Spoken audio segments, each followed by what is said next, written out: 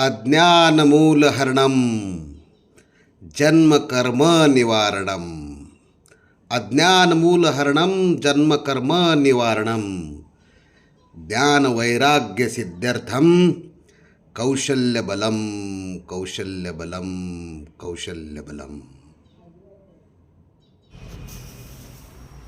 नमस्कार, मी मनीषा पाटील. माझा ट्रेड होता SOT आणि मी 20-21च्या बॅचला होते. 20 म्हणजे कोरोनाच्या काळामध्ये मी ITIला ॲडमिशन घेतले. पण ITIला ॲडमिशन घेणं इतकं मला पॉसिबल नव्हतं, कारण की मला म्हणजे त्याच्या आधीची 1 वर्ष आधीचा जो आहे माझा वेळ, तो म्हणजे मी 4थी पास होते. आणि 4थी पास झाल्यानंतर मला माझ्या एका मैत्रिणीने सजेस्ट केलं की तू ITIला ॲडमिशन घे. मला कलर कॉम्बिनेशन फक्त थोडंफार लक्षात येत होतं, तर तिने मला सांगितलं की तू काहीतरी एखादी कोर्स करून ये की जेणेकरून तुला पुढे त्याचा फायदा होईल. आणि मग मी कोर्स करण्याचं ठरवलं. योगायोग मला मॅडम भेटल्या. तर मॅडमांनी मला सांगितलं की तुला 10वी पास किंवा नापास हे लागेलच. आणि मी 4थी पास असल्यामुळे मला शक्य नव्हतं. मग मी माझ्या मुलीबरोबर 22 वर्षानंतर 10वीच्या एक्झाम द्यायची म्हणून मी 10वीला 17 नंबरचा फॉर्म भरला. आणि तेव्हा मी पहिल्यांदा पुस्तक हातात घेतलं. रडायलाही खूप येत होतं, कारण की 4थी म्हणजे मला ABCD पण येत नव्हती. आणि 22 वर्षानंतर माझा प्रवास, तिथून मला पुस्तक बघायची त्रास व्हायचा. ते पुस्तक मी फेकून पण द्यायची कधी कधी. पण व्हायचं की मॅडमांनी मला 10वी पास किंवा नापास असं सांगितलेलं आहे, मग करायचं म्हणून काहीतरी करायचं. मी माझ्या प्रवासाला लागले. हे पण ते पण म्हणजे माझ्या मुलीची पण 10वीची एक्झाम, मुलगा पण माझा म्हणजे शिक्षण करत होता. घरातली सर्व जबाबदारी सांभाळून मी 10वी कशी तरी पास झाले. मी काय लिहिलं मला इतकं आठवत नाही, पण मी पास झाले. मला इतका आनंद आहे. आणि मी लगेचच मॅडमांकडे गेली. मॅडमांकडे गेल्यानंतर मला फॉर्म जेव्हा ते यादीमध्ये नाव येतं, मॅडमांनी सर्व प्रोसेस करून घेतली आणि मला काहीच येत नव्हतं. आणि सर्व पालक मुलांबरोबर आलेले होते, माझ्याबरोबर कोणीच नव्हतं. तेव्हा मला थोडं वाईट पण वाटलं होतं. पण मॅडमांनी तो फॉर्म माझा भरून घेतला. माझ्यासोबत कोणीच नव्हतं तेव्हा. म्हणजे मला असं वाटायचं की आज माझे वडील म्हणजे कोणीतरी माझ्यासोबत पाहिजे होतं. मी त्यांना सांगितलं की सर, माझं नाव इथं कुठे यादीत दिसतंय का बघा बरं. त्यांनी मला नाव वगैरे सांगितलं की आहे तुझं नाव यादीत, आणि पुढे फॉर्म बघायचा होता. आणि 5 वाजेपर्यंत तर मॅडम अभ्यासाच्या बाबतीमध्ये नियम फार स्ट्रिक्ट, हे करावंच लागेल आणि हे केल्याशिवाय तुला जाता येणार नाही. आणि मला घड्याळाची वेळ बघून मला घरी जाण्याची माझी हे होत होती. वेळ खूप कमी होता माझ्याजवळ. पण मी मॅडमांना सांगितलं, मॅडम मी नाही करू शकत हे, मला फॉर्म तर भरायचाच आहे. मॅडम बोलल्या की तू मला सर्व कागदपत्र दे. मॅडमांनी सर्व करून घेतलं माझं आणि मी घरी आले. मला आनंदही झाला की आज माझे आई वडील म्हणून मला मॅडमांनी प्रत्येक वेळा हे दिले, मॅडम तुम्ही खरंच. आणि ITIला पुस्तकं घ्यायच्या वेळेस पहिल्यांदा माझ्या हातात पुस्तक आलं, कारण की माझा आवडता विषय होता मशीन कामाच्या रिलेटेड. मला खूप म्हणजे आवड होती. आणि जेव्हा मी लिहिता तर येतच नव्हतं मला, मी बघून बघून लिहित होती. माझा एक अनुभव खूप छान आहे, मला स्मरणीय राहतो तो अनुभव.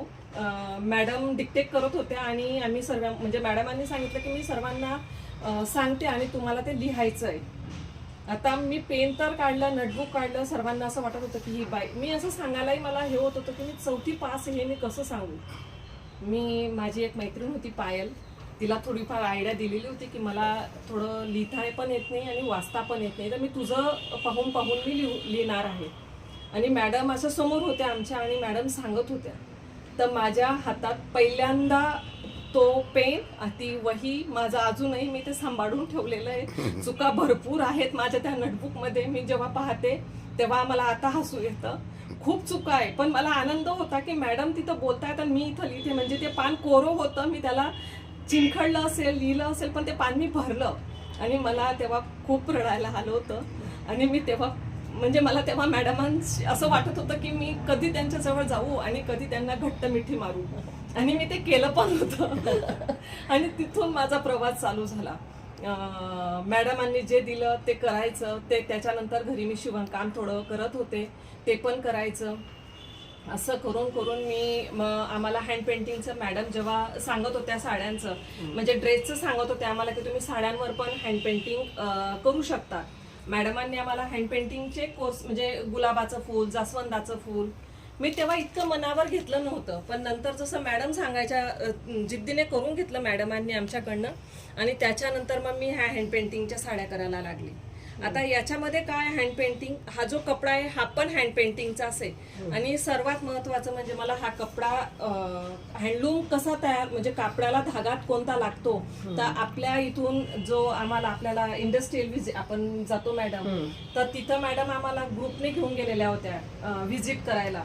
तर मी त्या ठिकाणी व्हिडिओ करून ठेवलेले होते त्याचे, की ताना आणि बाना. हे मला तेव्हा पहिल्यांदा समजलं की धागा असा पण असतो.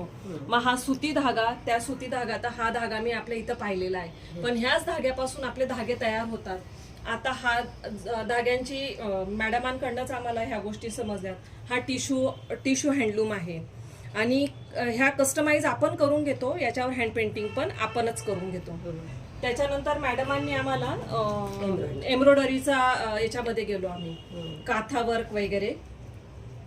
तर हे फ्रेंच नॉट, हा काथा, आणि हे पण आम्हाला मॅडमांनी सांगितलं होतं की तुम्ही हे करू शकता, म्हणजे तुम्हाला पुढे चालून भविष्यामध्ये. मग मी त्याचा हे केला. त्याच्यानंतर आम्हाला ऍप्लिक वर्कची हे दिली मॅडमांनी, तर मी हे ऍप्लिक वर्क पण केलं. साडी बनवली आहे याची ही. त्याला टॅसल्स पण स्वतः बनवले. हे टसल्स आपण दोऱ्याने केलेले आहेत. हा धागा साडीतनच काढलेला आहे आणि साडीचा कलर आपण हा कस्टमाइज करून घेतला आणि यालाच रिलेटेड आपण हा कापड आणला. आता ही याच्या मागचा देण्याचा उद्देश पण असाच केला की याला पायपिंग आपण अशा पद्धतीने दिली की हायटेड लेडीजला पण, म्हणजे मॅडम आम्हाला सांगायचे तसे की, तर तेव्हा मला कळालं. तर ही बॉर्डर आपली हाईट पण दाखवते आणि हाईट कमी, म्हणजे कमी असेल तर उंच, आणि उंच लेडीजची तर पूर्ण उंच हाईट दिसते. आणि मी सिंपल सोबरमध्ये मग काम करायचं ठरवलं. अलंकारीचा कपडा आहे, तो पण आपण ब्लॉक प्रिंटचाच घेतलेला आहे. त्याच्यानंतर डायचं सांगितलं होतं मॅडमांनी, तर मी कलर हा साड्यांमध्ये कलर मी अशा पद्धतीने करते की जेणेकरून ना त्याला त्याची पूर्ण बॉर्डर त्याची येते, म्हणजे पूर्ण बेस हा त्याचाच दिसला पाहिजे. माझ्याकडे अजून एक डाय अँड डायची होती की फॅब्रिक पेंटिंग शिकले. आणि ह्या साड्या माझ्या सर्व कस्टमाइज ह्या आपल्याच एसओटीचा सर्व प्रकार आहे हा.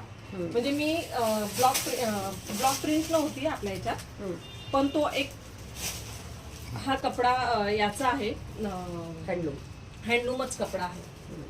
त्याच्यावर वारली प्रिंटिंग केलेली. वारली प्रिंट आपण आपल्या एसओटीला आपण शिकलो होतो.